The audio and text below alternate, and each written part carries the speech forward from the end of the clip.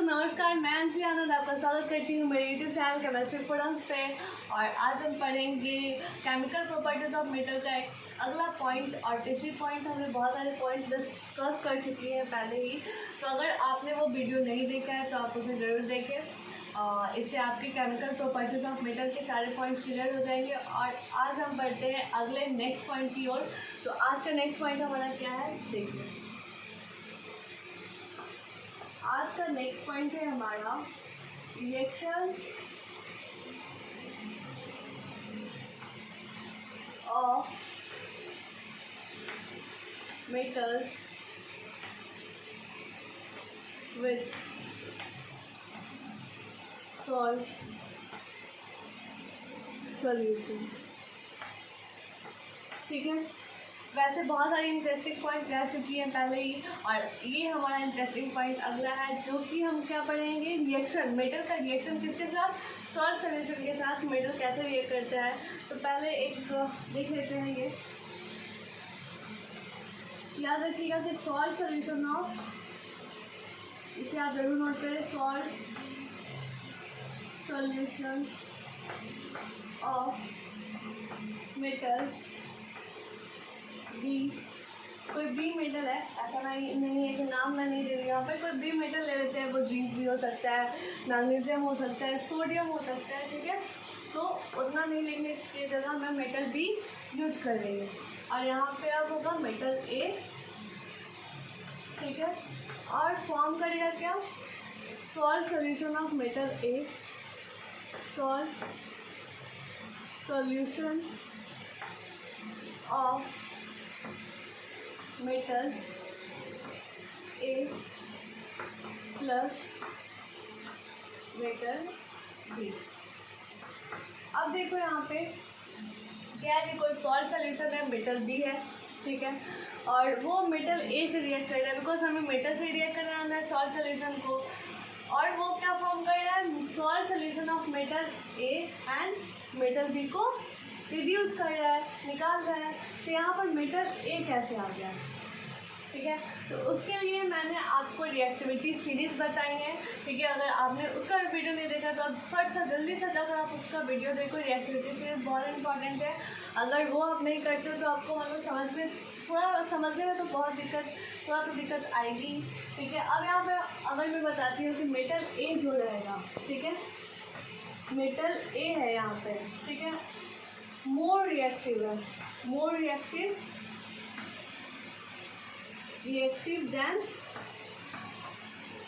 Then metal B, metal B. ठीक है, अब देखो यहाँ पे मेटल बी, मेटल ए है मोर रिएक्टिव, मैंने बताया मोर रिएक्टिव देन किसके, मेटल बी के। अब देखो जब ये मोर रिएक्टिव है तो ऑफकोर्स क्या होगा, ये इसको रिड्यूस करेगा, इसको निकालेगा। ये ताकतवर है तो वो पतला दुबला बेचारा मतलब खाता पीता नहीं है, तो उसको वो प्लस मार के गिरा देगा। तो कौन डिस्प्लेस करेगा, मेटल ए जो है, मेटल ए डिस्प्लेसेस मेटल बी, तभी तो उसको डिस्प्लेस कर पाएगा। अगर मेटल ए स्ट्रॉन्ग नहीं रहा तो वो कैसे उसको हटाएगा, लड़ेगा तो ये हार जाएगा। अब क्या है, ये स्ट्रॉन्ग है, ये वीक है, तो इसको क्या करेगा, वो डिस्प्लेस कर देगा। ठीक है, समझ में आया। अब इसका हम एग्जांपल करेंगे, तो उससे पहले आप इतने पॉइंट्स नोट कर लें। आप जरूर नोट करें इन सारे पॉइंट्स को कि salt solution of metal B, अगर जरूरी नहीं कि मेटल बी, आप मेटल सी भी लिख सकते हो। ऐसा नहीं है कि मैंने बी लिखा है तो आप हर जगह बी लिखो, आप सी डी जो भी यूज़ कर सकते हो आप कर सकते हो। ठीक है, salt solution of metal B plus metal A to form salt solution of metal A plus metal B. अब यहाँ पर मेटल ए हमें बताना होगा कि metal A more reactive than metal B. ठीक है, अगर ये सपोज ये लेस रिएक्टिव रहता है, अगर मान लेते हैं ये लेस रिएक्टिव है, ये मोर रिएक्टिव रहता है, तो क्या मेटल ए डिस्प्लेस कर पाएगा मेटल बी को, ये इंडिविजुअल क्या डिस्प्लेस कर पाएगा, इसको नहीं कर पाएगा। तो इसलिए हमें यहाँ पे हमेशा एक मोर रिएक्टिव मेटल रखना होगा, तभी ये डिस्प्लेस इसको करके सॉल्ट सॉल्यूशन के साथ ये मिल जाएगा। नहीं तो क्या होगा, वो कंपाउंड फॉर्म ही नहीं होगा, रिएक्शन नहीं होगा। ठीक है, तो इसे आप नोट करें। चलिए फिर हम एग्जाम्पल देखेंगे।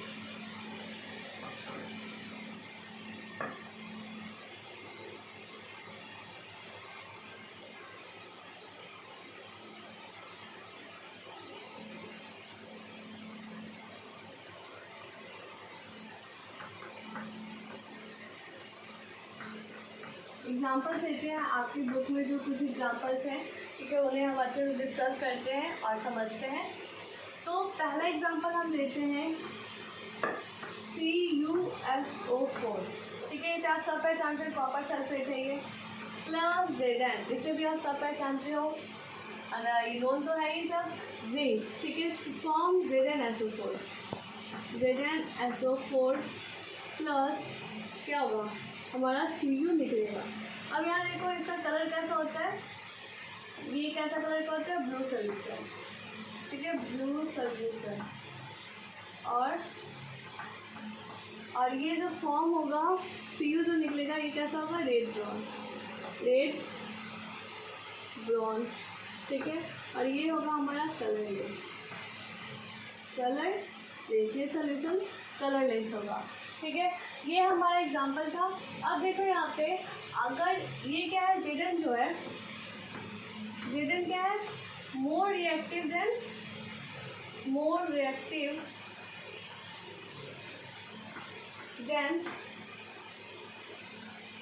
Cu, क्या है, Zn जो है Cu से मोर रिएक्टिव है, तभी तो ये जो है इसको डिस्प्लेस कर पाया और इसके साथ मिलकर कंपाउंड बना लिया, ठीक है, ZnSO4 फॉर्म हो गया। अगर ये मोर रिएक्टिव नहीं होता तो क्या होता, तब रिएक्शन नहीं होता। अगर हम यहाँ पर ऐसे लिखते हैं ZnSO4, ठीक है, उसके जगह हम Zn जगह Cu दे देते और यहाँ पे नो रिएक्शन होता, रिएक्शन नहीं होता क्योंकि Cu क्या है, लेस रिएक्टिव है, Zn को ये डिस्प्लेस नहीं कर पाएगा, मार ही नहीं पाएगा, ये खुद ही हार जाएगा, ठीक है, सॉरी ये खुद ही हार जाएगा, तो यहाँ पे रिएक्शन नहीं होगा। तो ये चीज़ को हमें ध्यान में रखना होगा कि हमें यहाँ पर जो मेटल लेने हैं वो मोर रिएक्टिव लेना है, तभी रिएक्शन आगे बढ़ेगा, ठीक है। ये पॉइंट समझ में आया आपको? आई होप कि आपको अच्छे से समझ में आ गया होगा ये पॉइंट। अगला एग्जाम्पल लेते हैं और आप सारे एग्जाम्पल को नोट करें और अच्छे से समझें।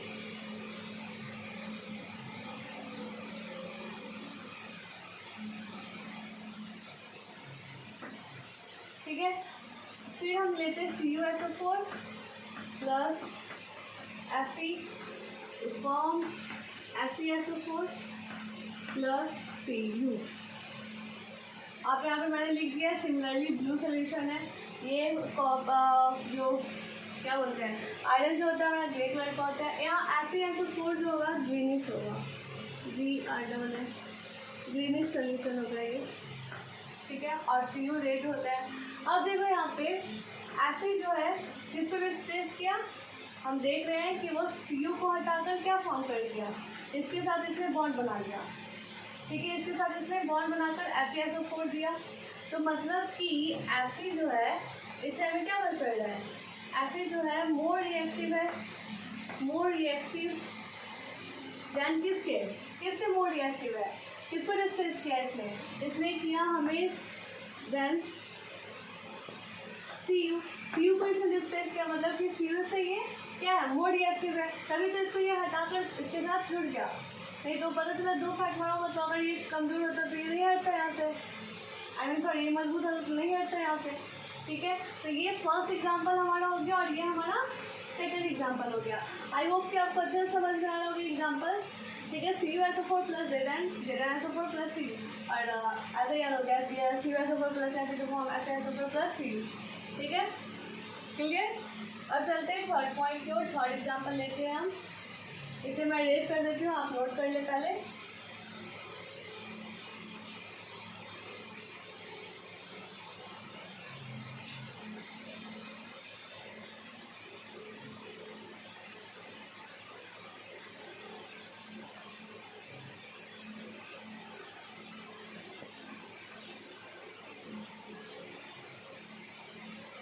अब यहाँ देखते हैं हम एक एग्जांपल लेते हैं AgNO3 प्लस Cu। तो सेम Cu किसके साथ था, SO4 के साथ, ठीक है, उसने सॉल्ट सोल्यूशन बनाया था। अब यहाँ पर हम Cu को ले लेते हैं, एक मेटल A, ठीक है। तो यहाँ फॉर्म होगा हमारा CuNO3 का होल 2 प्लस क्या होगा Ag, ठीक है। अब देख रहे हैं यहाँ पे Cu जो है किसको डिस्प्लेस कर रहा है, Ag को क्या कर रहा है, डिस्प्लेस कर रहा है, डिस्प्लेस Ag, ठीक है। Ag को इससे डिस्प्लेस किया और इसके साथ बॉन्ड बनाया उसने NO3 के साथ, मतलब कि यहाँ से हमें क्या पता चल रहा है, ठीक है, पता चल रहा है कि Cu जो है मोर रिएक्टिव है। क्या है? मोर रिएक्टिव है देन किसके? सिल्वर के, देन सिल्वर, ठीक है। अगर आप रिएक्टिविटी सीरीज भी आप देखोगे तो आपको उसमें पता चल जाएगा कि जो Cu है मोर रिएक्टिव है सिल्वर से, ठीक है। तो पॉइंट क्लियर हो गई आपकी। ये टॉपिक बहुत छोटा था, ठीक है ना। Reaction of metal with salt solution बहुत छोटा टॉपिक था और इसमें जो रिएक्शन मैंने बताया आपको, एंड आई होप कि आपको ये तीनों रिएक्शन अच्छे से समझ में आ गई होगी। और चलिए एक क्वेश्चन कर लेते हैं इसी बात पे, तो आप इसे नोट कर ले जब तक।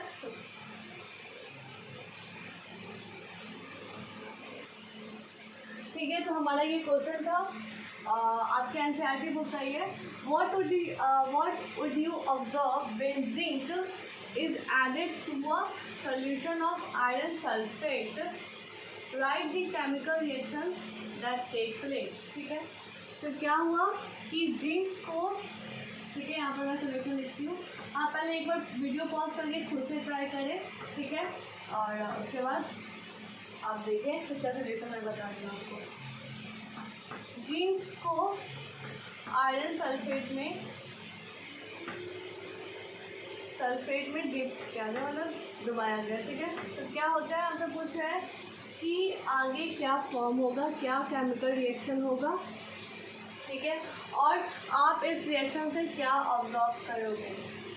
तो मैंने आपको बताया था कि आयरन सल्फेट का फॉर्मूला क्या होता है, FeSO4, ठीक है। कैसा कलर का होता है ये?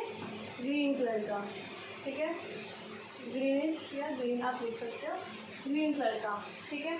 तो यहाँ हम लिखते हैं FeSO4 जो कि कैसा है, ग्रीन है, और किसके साथ रिएक्ट कर रहा है, ग्रीन के साथ, और फॉर्म क्या कर रहा है हमारा, ZnSO4 प्लस Fe। अब यहाँ देखो ZnSO4 का कलर मैंने आपको बताया था कैसा होता है, वो कलरलेस होता है, उसमें कोई कलर नहीं होता है, कलर लेस होता है, ठीक है। आई होप कि आपको समझ में आ रहा होगा कि मैंने क्या लिखा है, कलर लेस होता है। अब देखो यहाँ पे जिंक क्या है, मोर रिएक्टिव है, ठीक है। क्या है? More reactive. किससे रिएक्टिव है मोर रिएक्टिव? देन किससे? आयरन से। आयरन से मोर रिएक्टिव है, दैट्स वाई ये क्या किया, जो आयरन को था डिस्प्लेस करके और खुद सल्फेट के साथ ऐड हो गया, ठीक है। तो यहाँ पे आप क्या ऑब्जर्व कर रहे हो कि ये जो ग्रीन कलर का सोल्यूशन था, वो कैसा हो गया, कलरलेस हो गया।